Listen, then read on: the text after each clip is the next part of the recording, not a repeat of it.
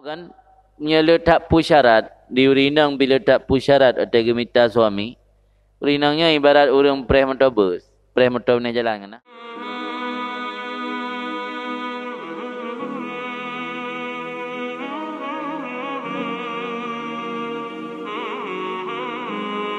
Maka dia kan hanggebi pu kena hanggebi pilih-pilih nak go hadis likut apabila datang akan kamu oleh seseorang yang tardawna dinahu wa khuluqahu, yang membuat tanya senang datakalan sisi agama dan akhlak katnya, yang fadzawijuhu, you perkahwin juga dia ya bak wali kan itu mana le benar pandai le, benarnya benar je benar toko penting agama dengan akhlak ke teruk orang yang gad agama gad akhlak yang you perkahwin juga baik pre sebab kan nyala tak pu syarat diurinang bila tak pu syarat atau gemita suami urinangnya ibarat orang preh motor ni jalan kan lah.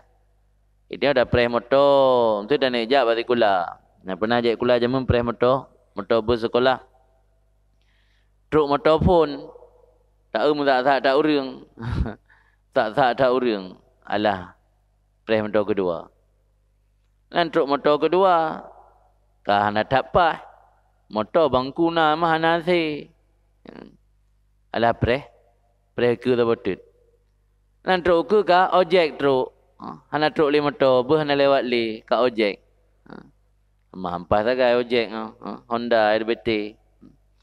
Preh ke lah, aku ke lah upu yang na je. Padahal ada pilih yang pun. Nasi, walaupun tak becut. Tapi pilih yang kedua, nasi nampak dua. Pilih kile nampak dua sih memang kena angin ojek. Nanti duduk kamu pun yang nak lewat je. Ada sajan motor meku pergi je. Nanti baik sampai lagi ya. Nanti bak preh mengharap-harap berpah. Makin ukur ke makin pah dia tak makin rela. Biasanya truk pun ni apa? Truk pun apa? Ana memang akhlak na ibut na. Akhlak ke cuma salah becut kasihin. Preh dia kaya, mantruk kaya ke? Ada ke sabe, Ampas cik kalau ke kena lebut teh umur pi katelat katuha kake bupu yang truk. Age truk merumpok tu jodoh betan daputan hartatan betan akhlakan. Yang penting ragam. Telefon nah gal agama agak akhlak hang ngetem.